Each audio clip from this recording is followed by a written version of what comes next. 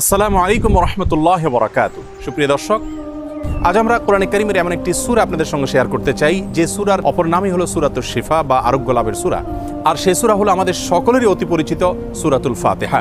সহিহ বুখারীতে আবু সাঈদ খুদরী রাদিয়াল্লাহু আনহু থেকে একটি হাদিস বর্ণিত হয়েছে, যে হাদিসের মাধ্যমে বোঝা যায় যে সাহাবা ইকরাম সূরাতুল ফাতিহার মাধ্যমে চিকিৎসা গ্রহণ করেছেন এবং অলৌকিকভাবে, বিস্ময়করভাবে কঠিন এবং দুরারোগ্য সমস্যা থেকে তারা মুক্তি লাভ করেছেন।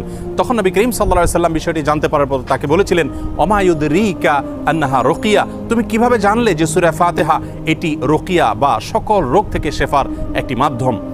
এজন্য এই সূরা সম্পর্কে উলামায়ে কেরাম বলে থাকেন যে সূরা ফাতিহার মাধ্যমে যে কোনো রোগ বালাই থেকে, যে কোনো বিপদ আপদ থেকে, যে কোনো অসুখ বিসুখ থেকে মুক্তি লাভের মাধ্যম হিসাবে আমরা এটিকে ব্যবহার করতে পারি। আমি ব্যক্তিগতভাবে আমার কথা বলতে পারি যে আমার বাসায়, পরিবারে আমার বাচ্চাদের যখন কোনো অসুখ বিসুখ হয়েছে, কখনো কোনো সমস্যা দেখা দিয়েছে, তৎক্ষণাৎ আমি সূরা ফাতিহা পাঠ করে তাদেরকে ফু দিয়েছি, তাদের শরীরে মুছেছি এবং সঙ্গে সঙ্গে আল্লাহ রাব্বুল আলামিন বিস্ময়করভাবে আমাকে উপকারিতা দিয়েছেন। আর এরকম ঘটনা আমার জীবনে 2-4 বার নয়, বরং অগণিতবার ঘটেছে।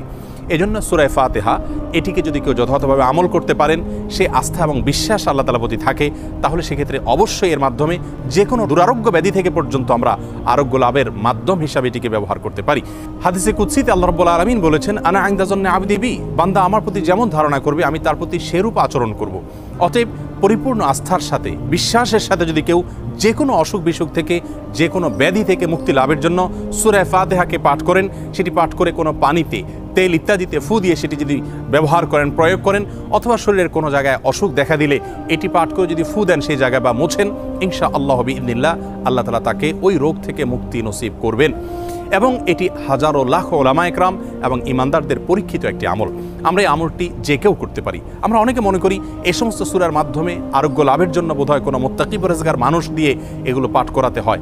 মূলত আমরা যে কোনো মুসলমানই এটিকে আমল করতে পারি এবং এর মাধ্যমে আরোগ্য লাভের চেষ্টা করতে পারি। আল্লাহ রাব্বুল আলামিন আমাদের সকলকে কোরআনে কারীমকে সব দিক থেকে আমাদের অনুকরণীয়, অনুসরণীয় গ্রন্থ হিসাবে গ্রহণ করার তৌফিক দান করুন। কোরআনে কারীমের সকল প্রেসক্রিপশনগুলো মেনে আমাদের জীবনকে আলোকিত করার তৌফিক দান করুন এবং কোরআন থেকে শেফা গ্রহণ করে আরোগ্য লাভ করে আল্লাহ তাআলার প্রতি আমাদের ঈমানকে আরও বৃদ্ধি করার তৌফিক দান করুন। আসসালামু আলাইকুম ওয়া রাহমাতুল্লাহি ওয়া বারাকাতুহু।